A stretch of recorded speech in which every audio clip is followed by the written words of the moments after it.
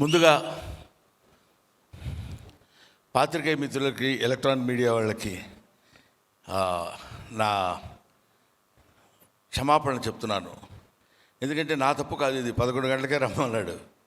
నేను 11 గంటల నుంచి ఫోన్ చేస్తున్నాను, ఎప్పుడు రమ్మంటారు. మీరు 12 గంటల లోపు ఉంటే సరిపోదు సార్ అన్నాడు. అదేంటో ఆ 11 నుంచి 12 గంటల లోపు అంటే ఏంటో నాకు అర్థం కాలేదు. సరే ఏదైతే ఉంది లేని బయలుదేరి వచ్చేసాను. ఒకటి. నెంబర్ 2, ఇందులో ఈయన ప్రొడ్యూసర్స్ ఇద్దరు చాలా మంచివాళ్ళు. ఇద్దరు వాళ్ళు మీకు ఎలా తెలిసిందంటే ప్రొడ్యూస్ చేయకముందు తెలియదు. ప్రొడ్యూస్ చేయడానికి, ప్రొడక్షన్లో యాక్ట్ చేయడానికి వెళ్ళినప్పుడు తెలిసింది, ఓహో వీళ్ళు చాలా very good people and very prompt and genuine people అని. ఆ తర్వాత ముఖ్యంగా ఈ సినిమాలో నేను యాక్ట్ చేయడానికి రీజన్ ఏంటంటే, నా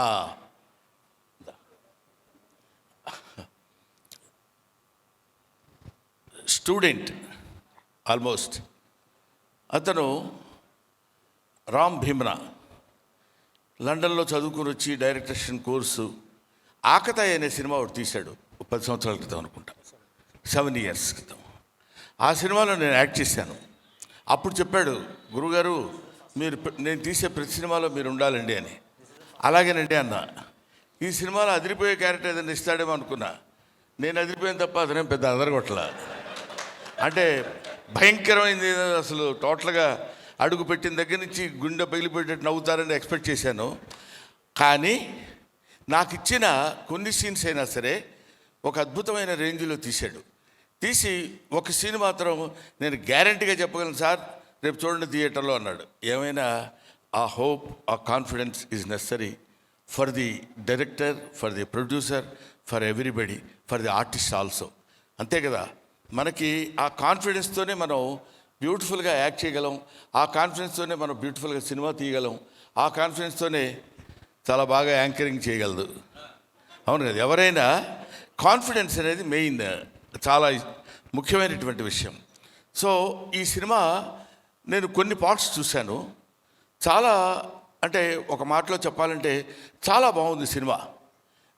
నా జీవితంలో నేను చేసుకున్న అదృష్టం ఏంటంటే రాజా రవీంద్ర గారితో కలిసి యాక్ట్ చేయడం. మోతం తెలిసిపోయిందా? సో ఆయన కాంబినేషన్లోనే 3 సీన్స్ నాకు. ఇలాగా సరదాగా అందరం హ్యాపీగా నవ్వుతూ సరదాగా తీసుకున్నటువంటి సినిమా పురుషోత్తముడు. ఇందులో ఇతనికి ఉన్నటువంటి దాన్ని ఏమంటారు, మైథలాజికల్ బ్యాక్గ్రౌండ్ తెలిసినట్టు ఈ సినిమాలో చాలా అందంగా చూపిస్తూ, ఒకవైపు ప్రకాష్ రాజ్, ఒకవైపు రమ్యకృష్ణ గారు, ఇంకా అతిరథ మహారాజు మురళీ శర్మ గారు, వీళ్ళందరూ కలిసి ఏకదాటిన భుజం మీద వేసుకుని ఒక అద్భుతమైనటువంటి సినిమా నిర్మించారు. దీనికి ఈ సినిమా డెఫినెట్గా సక్సెస్ అయితే మంచి ప్రొడ్యూసర్స్ ముందుకొచ్చి మళ్ళీ 4 సినిమాలు తీస్తారు.